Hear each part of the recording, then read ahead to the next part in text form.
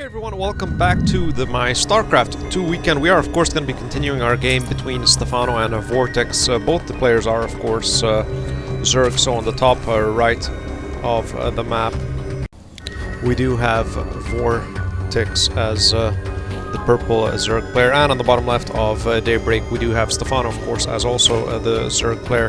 White versus purple, Z versus Z, so it's going to be pretty interesting to see how this sort of match turns out. Both players are extremely, you can say, well-known Zerg players, especially Stephano seems to be the international Zerg player to watch nowadays. So anyways, let's speed up the game and see what's going on. We do have the usual overlords streaming across the map, and both players are probably going to be scouting out, of course. Pretty ironically, the overlords are going to be crossing each other, so that's pretty good to see. We do have VortiX, a little bit of supply block there. They didn't pretty calculate that out, so we're going to have an overlord popping up. There's the overlord, and that's pretty much it. 8 Zerglings for VortiX, so VortiX is going to be sending those Zerglings out. Yes, he is sending those Zerglings out. Unfortunately, Stephano really has nothing. He did go for that hatch first, so this really is going to prove to be, I do believe, Stephano's downfall here, as he did go for that hatch first and doesn't even have the spawning pool up, so really has nothing to counter with these actual Zerglings. So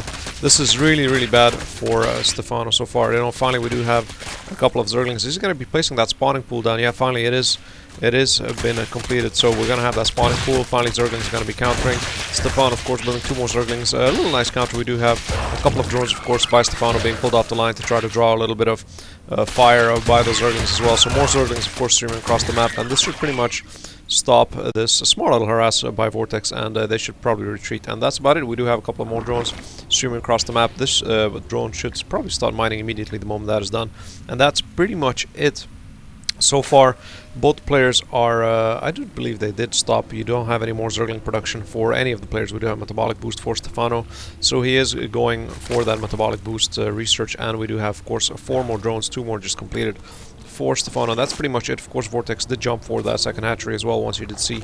And here comes the counter by Stephano. Of course, Stephano, VortiX pulling down the queen to back up those few Zerglings, and Stephano sees that and he does retreat. So this is pretty much it for the little tug of war between these two players. Nothing really special is happening. He's going to be retreating down towards the center of the map. Of course, VortiX sees this. He does have the overlords placed in very strategic locations, so he does see all of these Zerglings streaming back, so he does have a good idea of exactly what's going on. The metabolic boost is already halfway through for Stephano, so nothing really special happening, though he does have nice placements of these actual overlords as well, so he will have a clear idea of exactly what he is going to be expecting. Same thing for VortiX, of course. They did place all those overlords in correct positions so they can actually scout out any movements by the players themselves.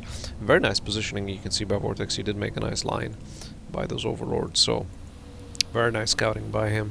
Stephano, on the other hand, did go for one to the side, so he is trying to be sure that he doesn't get outflanked, while VortiX did place him directly in the center. So anyways, the production tab for both players, Stephano is finally starting to drone up. We do have 6 more Zerglings in play. If we do take a look, we have 29-3, so Stephano is going on the aggressive end, and he is actually going to be very aggressive. VortiX calls it a GG, as he did see, he didn't even bother this to finish, as he did see those Zerglings coming in, and that's pretty much it. VortiX called it a game because he really had nothing to counter. If we do look at the unit count, we do have 35-3, and there was no way VortiX could counteract that, and that's why he called it a GG without even letting Stephano move into his base. Well, this is it for the 3rd game between these two players. As always, happy gaming. Don't forget to give it a thumbs up, and see you guys in another video. Bye.